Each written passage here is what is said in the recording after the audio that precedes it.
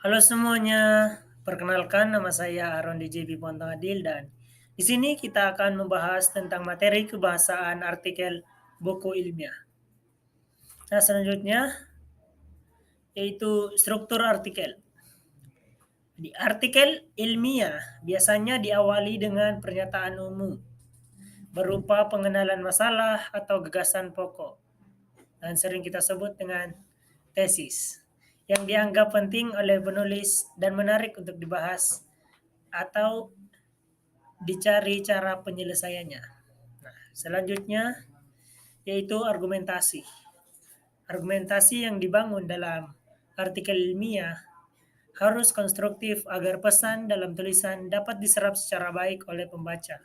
Kemudian, klien harus memberikan solusi yang komprehensif. Artinya argumentasi. Bila kita menyampaikan suatu pendapat, argumentasi yang kita peroleh harus kuat agar pendapat yang kita sampaikan sebelumnya bisa dimengerti atau tersampaikan pada sasaran. Selanjutnya yaitu bahasa. Nah, penggunaan bahasa dalam artikel bersifat ilmiah populer. Berbeda dengan bahasa ilmiah, pada umumnya penggunaan bahasa penting untuk diperhatikan untuk melihat sasaran pembacanya. Mengapa demikian?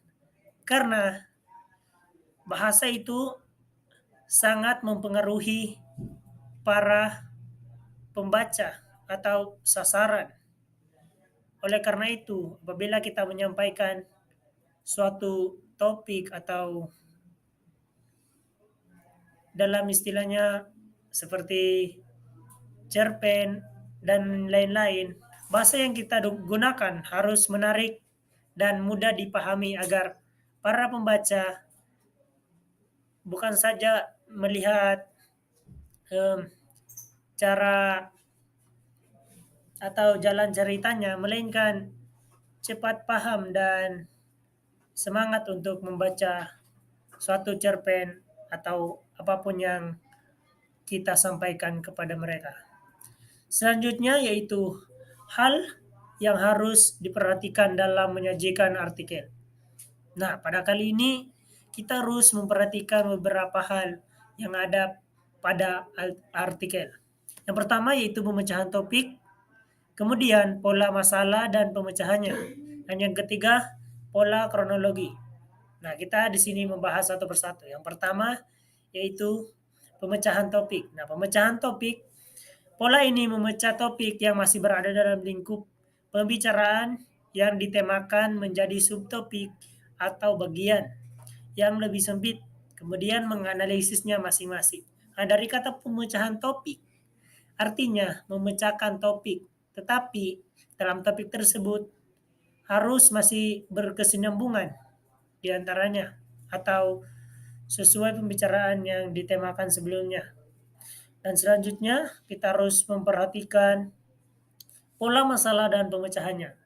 Pola ini lebih dahulu mengemukakan masalah, baik itu masalah pokok maupun beberapa masalah, namun masih berada dalam lingkup pokok bahasan utama.